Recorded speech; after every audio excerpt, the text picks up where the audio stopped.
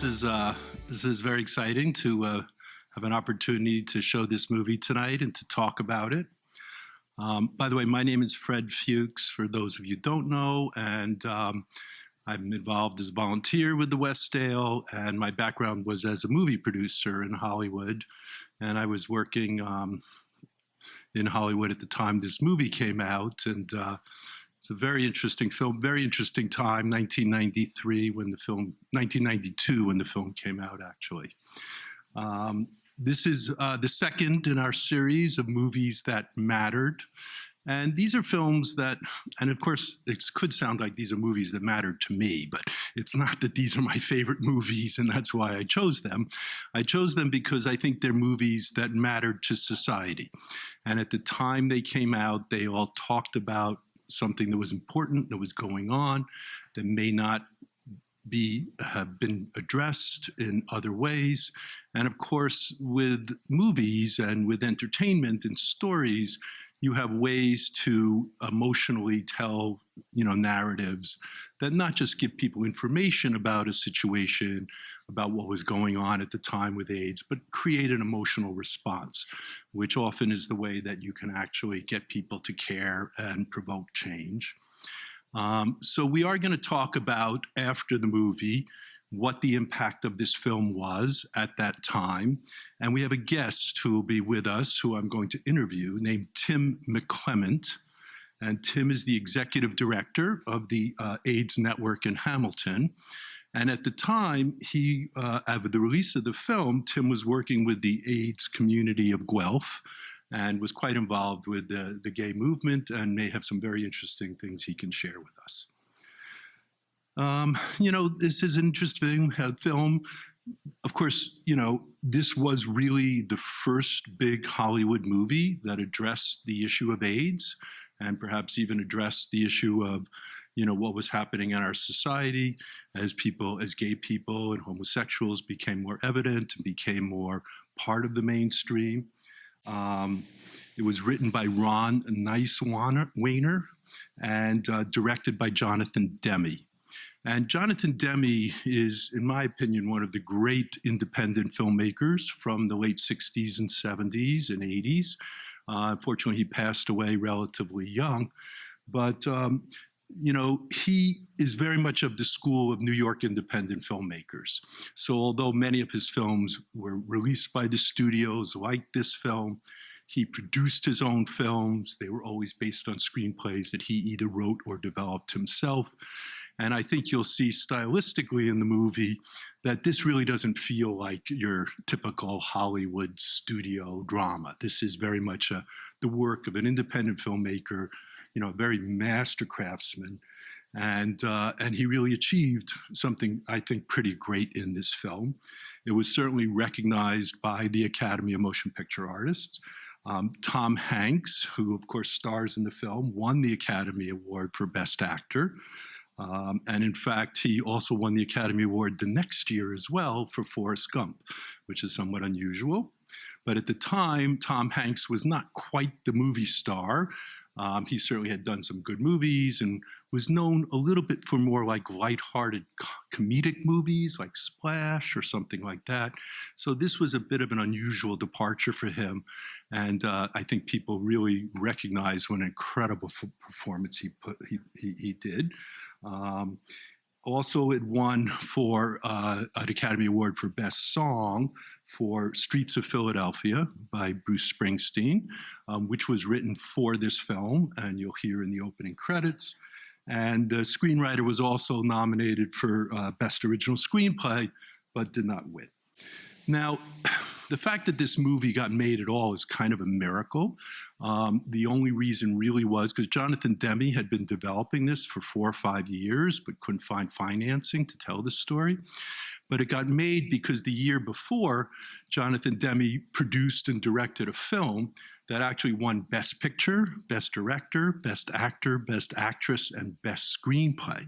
One of the 3 movies in history that won all 5. And that was a movie called The Silence of the Lambs. Very different movie. But that's the movie that gave him the clout in order to get this film made. And as the writer said, our goal was from the beginning to have a movie that would speak outside of the small art house film. Smaller art house audience didn't seem to need to have their minds opened to HIV and LGBT issues. We wanted to see if we could do a movie that would play in, mall cineplexes, and people would decide to go see our movie instead of the next installment of Die Hard. And Jonathan Demme, again, the same. We didn't want a film that would appeal to an audience like us, who already had a predisposition for caring about people with AIDS. We wanted to reach people who couldn't care less about people with AIDS. That was our target audience. So, of course, that was one of the reasons the casting wound up the way it did, because besides Tom Hanks, it also stars Denzel Washington, who was not a huge star at the time, but certainly was, coming along and a great actor and well known to audiences. And his performance is wonderful. And young Denzel sort of had this swagger, as you know, that is really, charisma that made a big difference in this role. Also, Antonio Banderas is in the film. This is only his second English language film. He was a very accomplished and well-known Spanish language actor, and he barely knew English, in fact, before performing this part. But I think he's quite wonderful in it, and certainly brings some of that, again, New York European filmmaker sensibility. And then, of course, Jason Robards, the great Jason Robards. Jonathan Demme was embarrassed to sort of send him the script and offer him the part, because it's not a very big part. And Jason Robards said, I will do this even if I only have one line, because I believe in what you're doing with this film. And you'll also see Joanne Woodward as the mother of Tom in a very small part. But again, this is the kind of film that attracted those kinds of stars, which again gave the studio the reason to market it. Also the music, the wonderful score. Listen, Howard Shore, the great Canadian composer, Academy Award composer, and 2 songs about Philadelphia, not just Streets of Philadelphia by Bruce Springsteen, but the end song is also called Philadelphia and was written for the film by Neil Young, who performs the song at the end of the film. So it was extremely well received at the time, both critically and box office. It made almost $200 million worldwide, which was a huge, huge surprise to everybody. No one saw this as being the potential of being a big commercial movie, but it certainly was. And it was just so masterfully directed and performed and just sort of, works. There are a few things you might want to look for, as you watch the film. One of them, and, by the way, how many people have never seen this film? I'm just curious. Oh, my goodness. Wow. Well, you're in for something really special. I really think beyond the subject matter, beyond, the social impact, this is just such an incredibly well-crafted film. And again, you'll notice it doesn't sort of follow traditional Hollywood style. It's very much that kind of more New York independent style. The rhythm of the movie changes. Some of the editorial is really quite spectacular. The music we talked about as well. And then, of course, the performances. And you'll notice little things like the way close-ups are shot. So traditionally, in close-ups, people don't normally look at the camera. They usually look one side or the other. This style of close-up shooting is very European, and Jonathan Demme was obviously a fan of the great European directors. So watch that, and you'll watch these long tracking shots. So there's many really wonderful craft elements to this film that I think is one of the reasons it still plays so well, doesn't feel dated at all. It took almost 6 years for them to develop this script. It was loosely based on an actual story that Ron knew. The other interesting thing, of course, it wasn't called Philadelphia. In fact, it wasn't supposed to be shot in Philadelphia. The movie could take place anywhere. Both Ron and Demme were from New York. But when they went to scout locations, Philadelphia was so welcoming and wanted them to come so badly to shoot the movie, they actually did change the name to Philadelphia. They shot in the actual courthouse and City Hall, where you'll see the big, and they really went out of their way to make Philadelphia sort of a character in the film. And if you know the city at all, you'll notice a lot of the famous landmarks. And maybe there's something fitting about what Philadelphia represents, which was the cradle of democracy, the Liberty Bell, what the founding fathers of America were thinking about in terms of the kind of laws and the way they thought their society should be. Demi, just to mention a few of the others films, because if you haven't seen them, he started, of course, with Roger Corman, like all these great directors at that period, Francis Coppola, Martin Scorsese, Brian De Palma, Peter Bogdanovich, all started with these low-budget films with Roger Corman. Roger Corman appears in the film.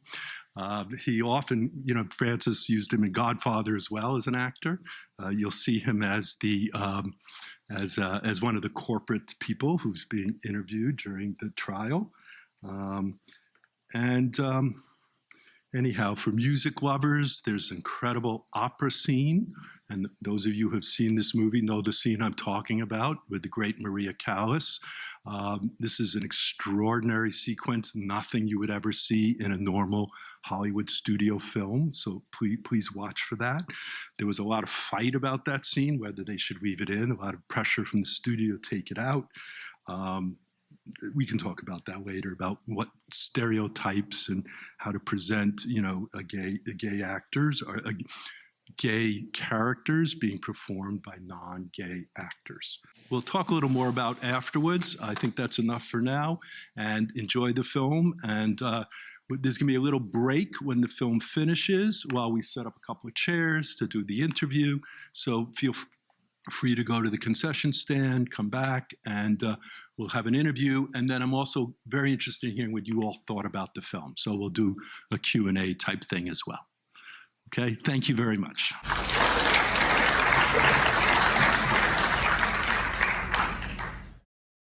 Okay, great. Well, again, I'm very interested to hear some of your thoughts about the film. But before we get to that, again, I'm going to introduce Tim McClement, the executive director of the AIDS Network in Hamilton. And at the time of the release of this movie, it first came out at Christmas in December of 1992 for Academy Award consideration. But then it came out mainstream into multiple theaters, not until January. And it took time to build. It was not an instant success. There were critics of the film. The audience didn't know quite what to make of the film. Some people thought it was just going to be another courtroom drama. But it certainly built and built and built. And as I said, eventually making over $200 million. It was the 11th highest grossing film of the entire year. And with this subject matter, that was obviously a huge surprise. But again, the theme, movies that matter. And what I'm really interested to hear about and talk to Tim a little bit about was what it was like when the film came out and what the situation was with the gay movement in Canada or the US. And so can you tell us a little bit about when you first saw the film? So I saw the film in January after the holidays. And at that time, I was the executive director of the AIDS Committee of Guelph and Wellington County, which is now known as, they have another name, I can't remember right now. Arch, I think, yeah, Arch.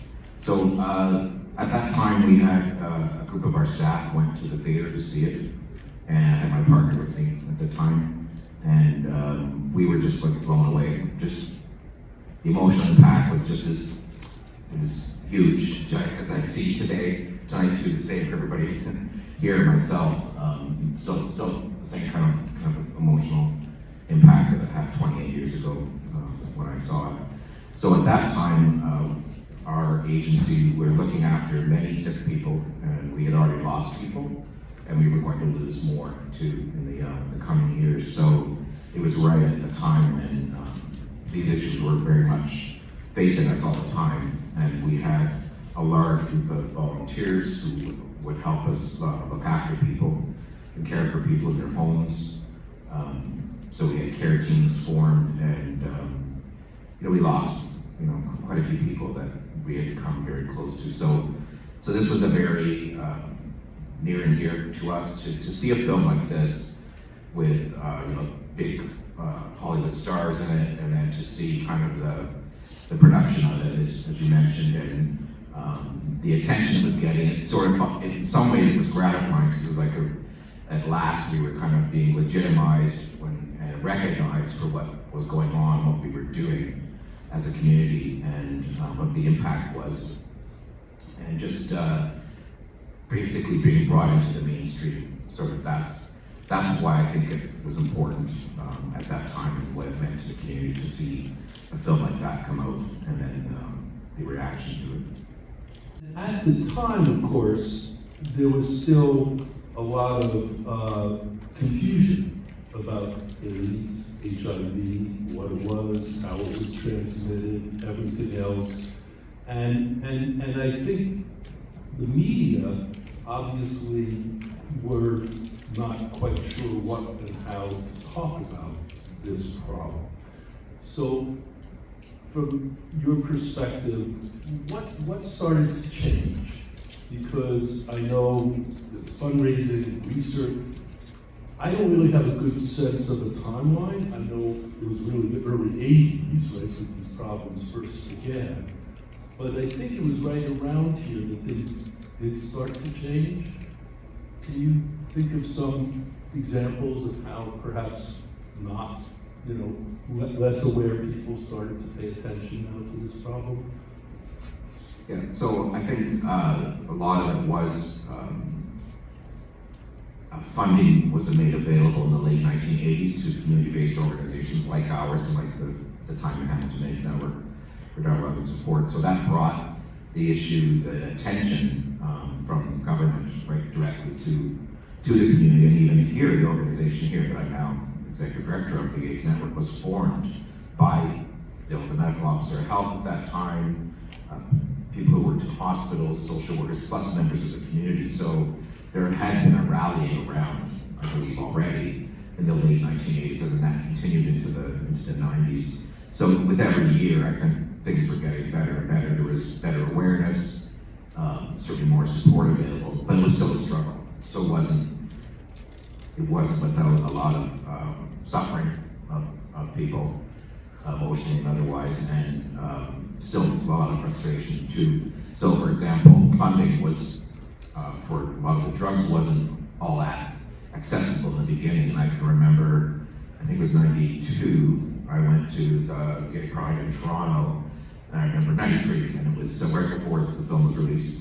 And I remember doing a protest. We stopped the Pride Parade, we got down on our backs, and we had chalk marks drawn around our bodies, around like the church and our famous young Lord. It was right in the center. So that kind of thing, that activism was going on then at that time. Even there was another incident where some activists chained themselves to the door, the office door of the Minister of Health in Ontario at the time.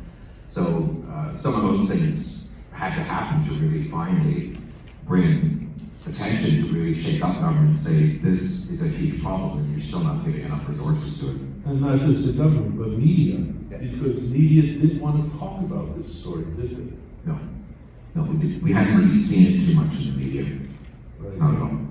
And am I correct, because I was trying to do a little research, I read a statistic somewhere that by 1993, AIDS had already killed almost 200,000 Americans. Is that possible? Yeah. That seems just extraordinary to me. Because, we think about, obviously what's happening with COVID and the numbers of deaths and everything else. But in 1993, already 200,000 Americans had died, and over 3,000 in Philadelphia. And it still wasn't a story that people were willing to talk about. So, this movie was certainly the start, but a lot also has happened since then. So I am a little curious about Because when I think about it, I don't really hear much about AIDS in the media. You don't really hear much about the HIV, as if, somehow, oh, everything's fine now. Do you want to talk a little bit about what is going on and why is it just me, or is it true that for some reason this story has been sort of lost? Well, a lot has happened, certainly, a lot of very positive things have happened. So shortly after this time, in 1993, you fast forward a little bit up to 1996, was when the cocktail was announced. It was announced here in Canada at the World AIDS Conference in Vancouver. So that announcement was a very critical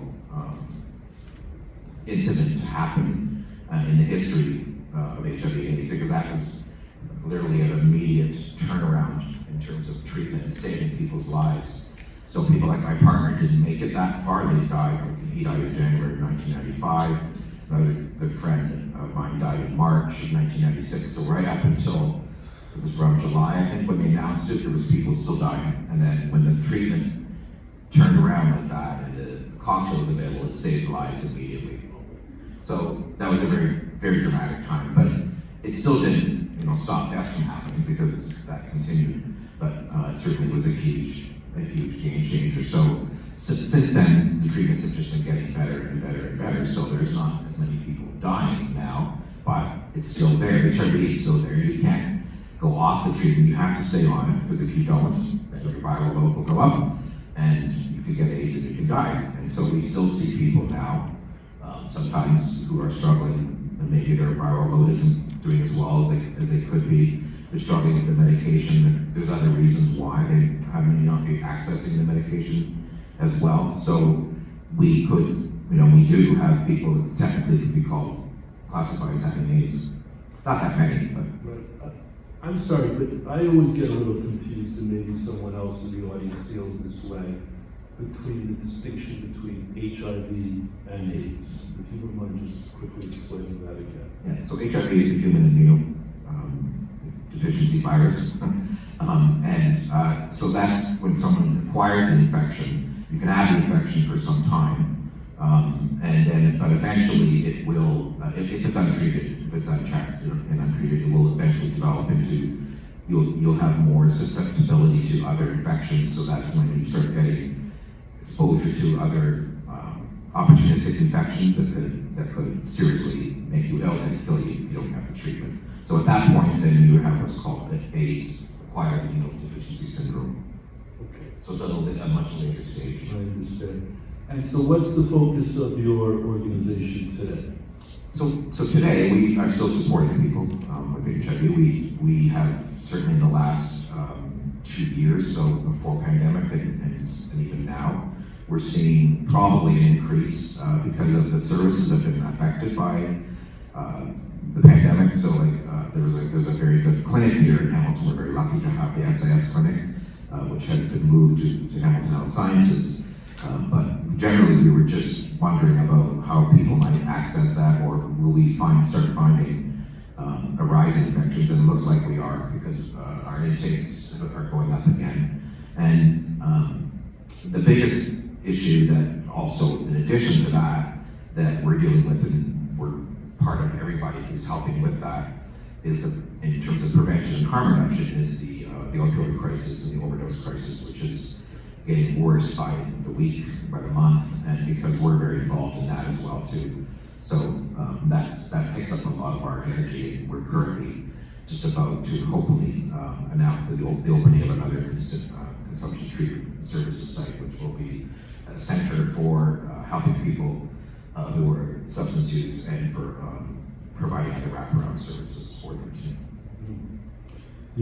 Something interesting about the film that I was reading about was the filmmakers went out of their way to involve as many AIDS-infected people in the production of the film, not just crew members, but many of the extras, particularly the courtroom scene, were all extras who had AIDS.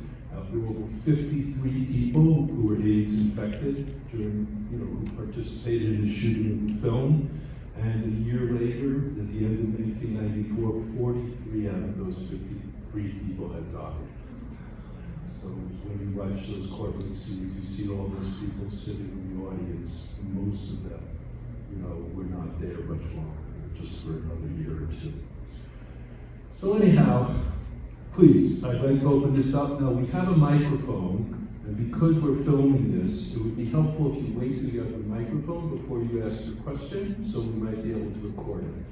But please, anything you would like to talk about regarding the film, any questions you might have for Tim?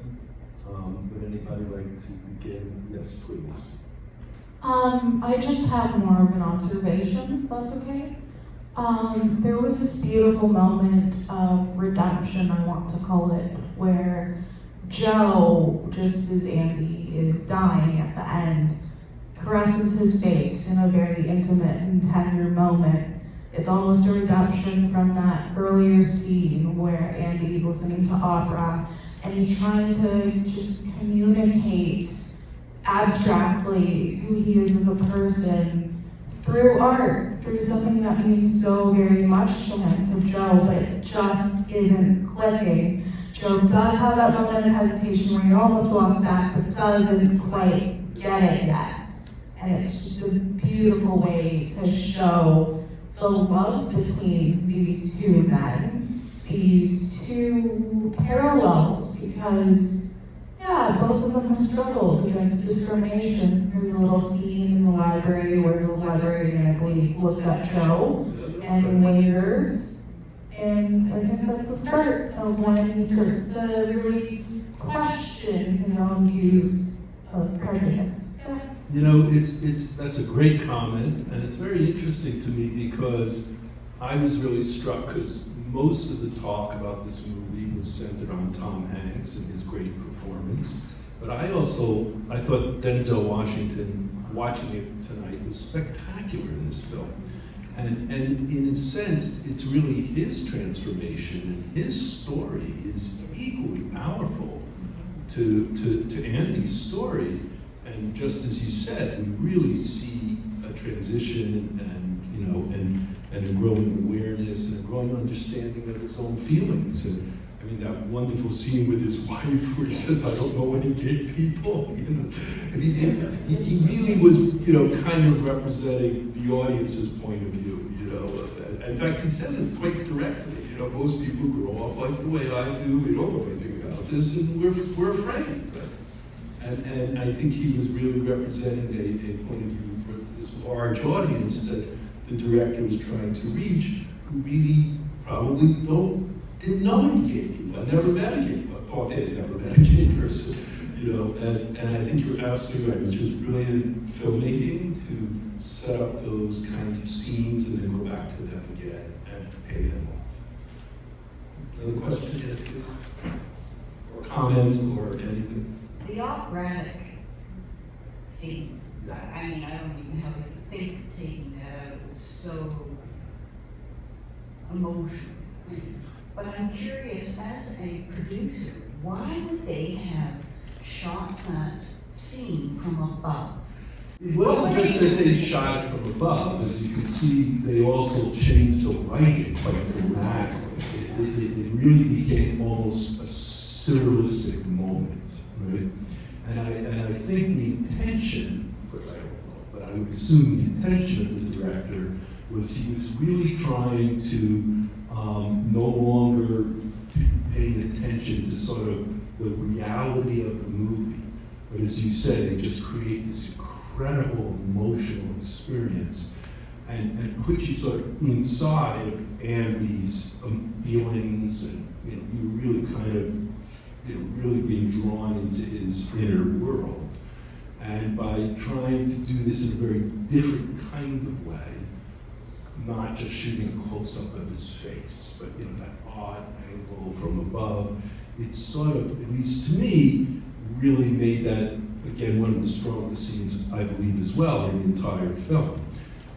Now, they wanted to cut that scene, and one of the reasons is some of the producers, they were worried that it would feel sort of stereotypical, that, gay people like opera, and that it would almost seem kind of, pandering or something.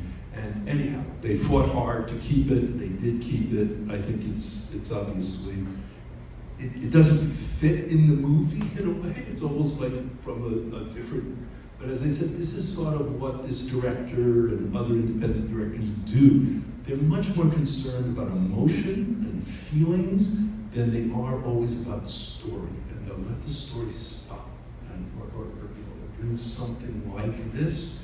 And I think that's that's what great cinema is, when people do and are daring enough to try something as extraordinary as that scene.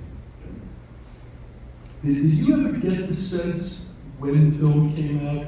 Because there was also some concerns about Denzel Washington's character being homophobic and would kind of alienate the audience. Was there any of that sense when you remember back when? Or?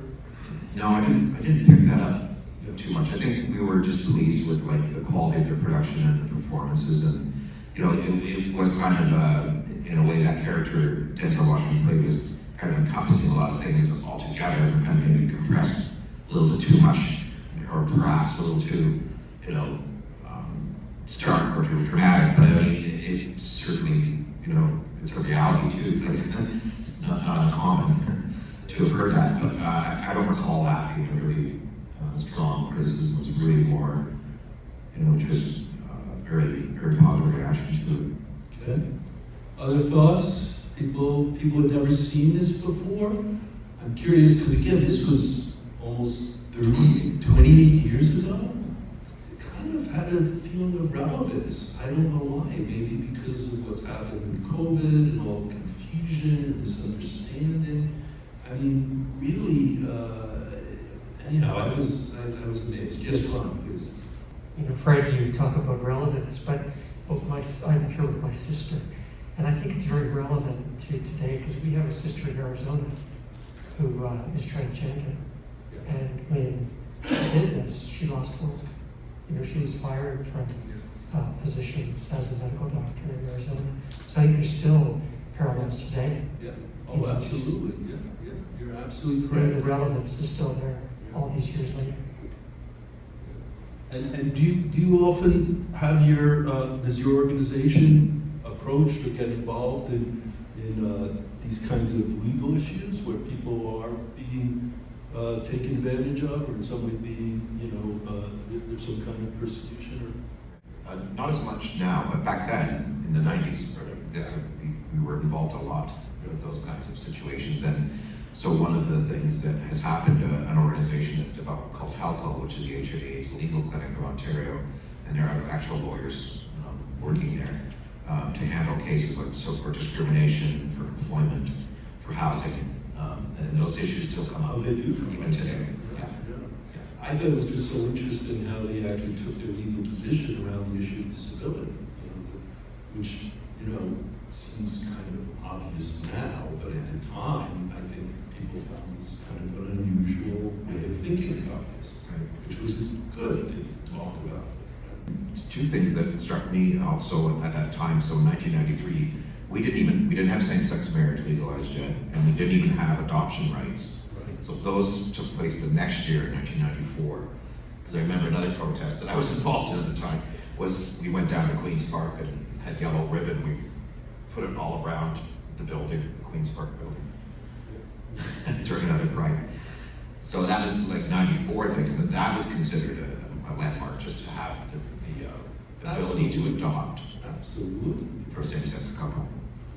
Yes, other comments? You have another question? Yeah, so today the political scene is obviously very divided. It's a binary almost. I think Denzel Washington's character in this movie embodies a middle ground. You get to see him change. You get to see sympathy for the thoughts of the other side, people who are homophobic. And I think the success of this movie hinges on that middle ground. Yes, I completely agree. Great comment that it really is Denzel Washington's character that in some ways is really what represents the audience's point of view. And he really guides us through. and as you pointed out, his transformation and his love for Andy, which he clearly shows at the end.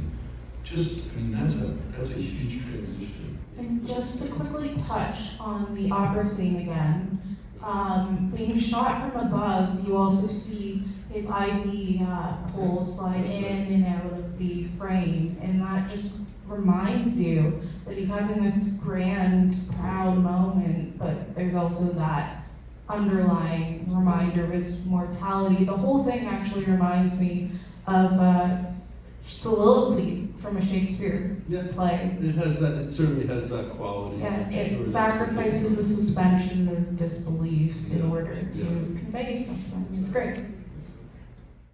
Really appreciate all of you coming. We will be continuing to be showing great repertory cinema. Thank you, Tim, very much for coming down. Do you have any last comment you'd like to make? No, thank you very much for having me. It's just beautiful. Thank you, everybody.